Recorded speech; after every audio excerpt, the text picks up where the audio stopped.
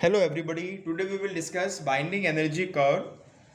The concept of binding energy we discussed earlier. Binding energy of a nucleus is the energy with which nucleons are bound to the nucleus.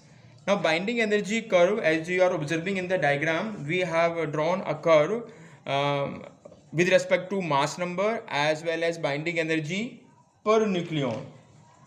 So binding energy per nucleon gives a measure of the force which binds the nucleons together inside a nucleus.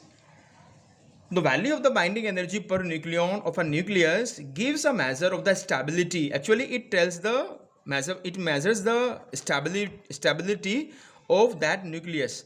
Greater is the binding energy per nucleon of a nucleus, more stable is the nucleus.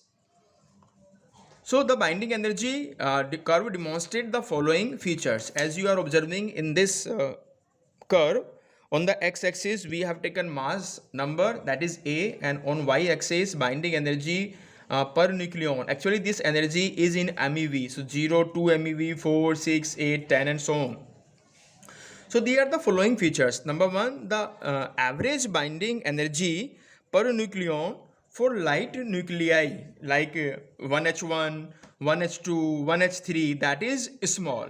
Its value is small, very small. If we are ranging from 2 to 20, from here to here 2 to 20, there are sharply defined peaks corresponding to 2He4, 6C12, 8O16, etc.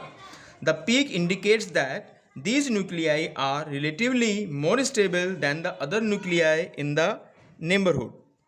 Number third, the binding energy curve has a broad maximum in the range A is equal to 30 to 120.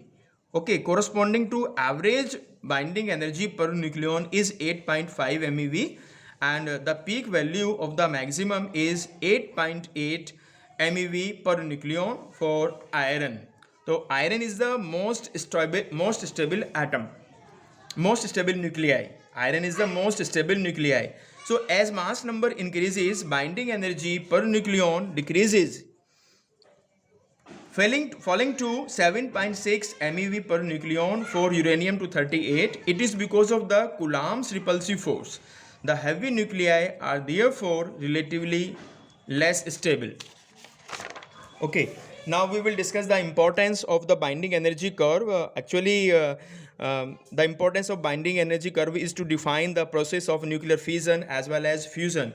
So as we move from the heavy nuclei to the middle region of the plot, we find that there will be a gain in the overall binding energy and hence release of the energy. This indicates that energy can be released when a heavy nucleus A is equal to atomic number is equal to 240 breaks into two roughly equal fragments. This process is known as nuclear fission.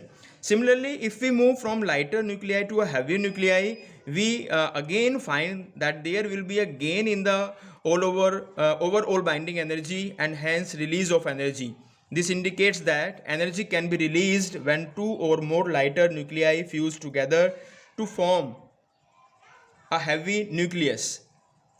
This process is known as nuclear fusion. Actually, in case of fusion, two lighter nuclei fuse together, combine together, whereas in case of fission,